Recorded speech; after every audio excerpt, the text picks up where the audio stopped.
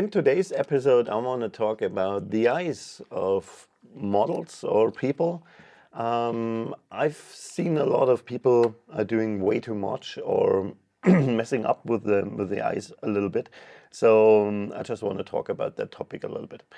What I usually do is I make the eye a little bit more exciting, but this is the last step. What I do is I get rid of all these little red lines that appear in the eye, especially when you're working with a high resolution camera. This can be pretty annoying. So why do I get rid of this? Because when I zoom out, the eye tends to get a little bit of a color cast because of that, because it's getting mixed with the pixels are getting mixed because of the resizing. So it can happen that it's just not that clean. Or if I want to print something out really, really big, I really need to go in the details here. So the eye. Let's think about the eye a little bit. So the eye is basically a sphere in the head. So I need to take account that this area here is further away than this area here. So I will have a luminosity transition here. Also on this side, and well, up and down, you don't see this. But I need to take account that this transition, this gradient here, that is natural, and I need to keep that. So what I don't do is making the eyes brighter. I see this a lot, and I always think it looks fake, so I don't do this. So what are the tools to make the eyes a little bit more exciting? We had this in the last episode, and this is the healing brush tool. So I usually start with the healing brush tool, and I sample here, and I just get rid of these lines. Obviously, I'm getting these shadows, but that's not a problem because this is usually not that in focus, so I can get away with it. And if I have patterns, I just paint over it again. That's something I don't do on skin, but in the eyes, I think this is like it's more like product retouching here. So you can get away with a lot more tricks and yeah, can mess around a little bit. It's not that much of a problem. So I try to sample from the same ring, so from the same depth of the eye. So I try to keep that and just get rid of all that stuff. Just here when I go to this edge, I sample from the edge and take it from there. So this is a pretty fast attempt, and I think it's pretty good. So here we have the same thing. Sample from an area that's pretty close and definitely has the same luminosity. So otherwise I will mess with the depth of the eye, and this is something I don't want to do. Because it will definitely look fake if you get rid of that sphere shape. So let's do it like this. And I usually take away the small problems first, so I have something to sample from for the bigger problems. So what's left here is this color cast here, and to get rid of this color cast, I'm creating like a selection here, and then creating a curves layer. And I'm creating this selection first, so I can just change this, and I have the comparison between my before and after, instead of just changing the whole image, so I can't decide what's correct or what's wrong. So let's think about this area here. This is a little bit yellow in comparison to this. So when I think about yellow, which is a mix of red and green, I could take away red and green and push the RGB values a little bit then, but I could also just push blue a little bit, and I think this will do the trick.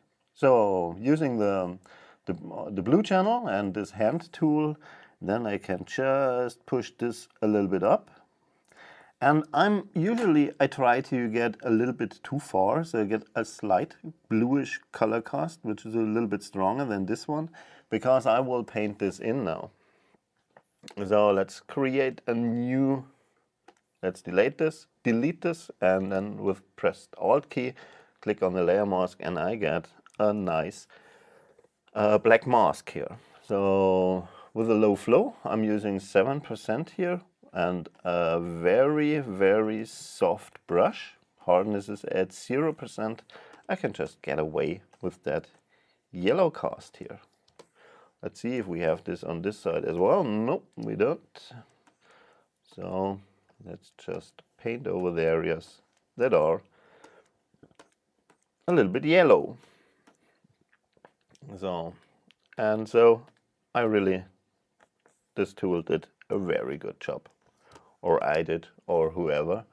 So then about the, so that's basically the cleaning process. You can do this with the red channels here as well.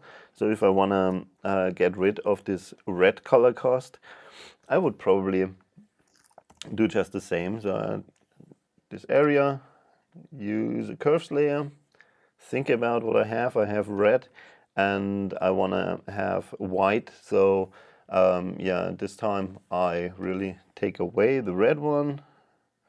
So, and go to RGB and push this a little bit until I have the same luminosity. And then get rid of this mask. Create a new mask with pressed Alt key.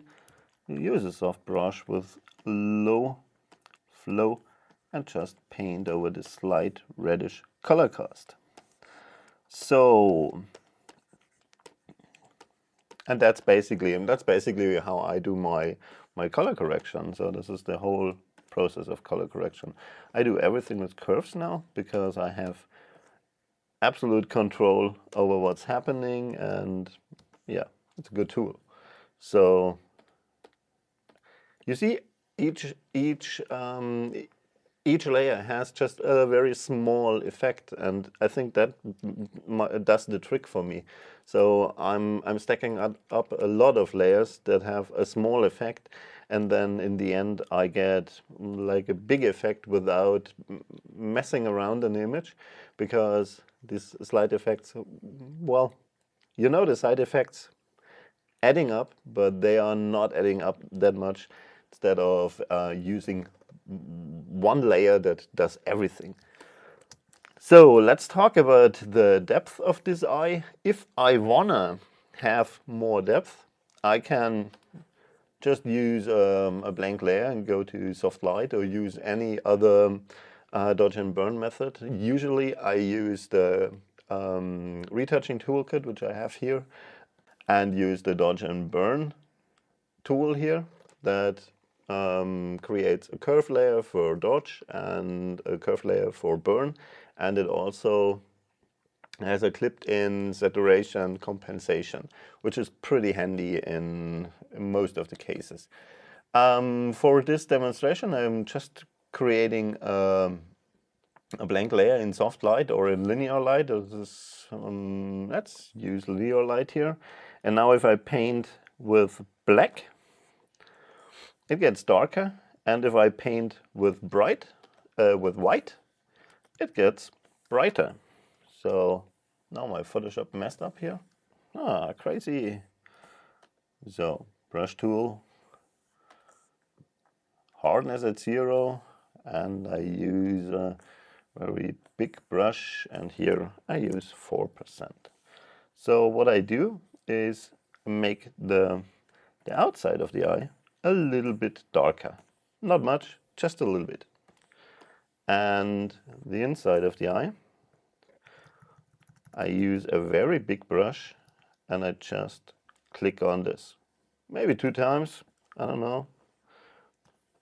And so I keep, oh, that black one was way too much.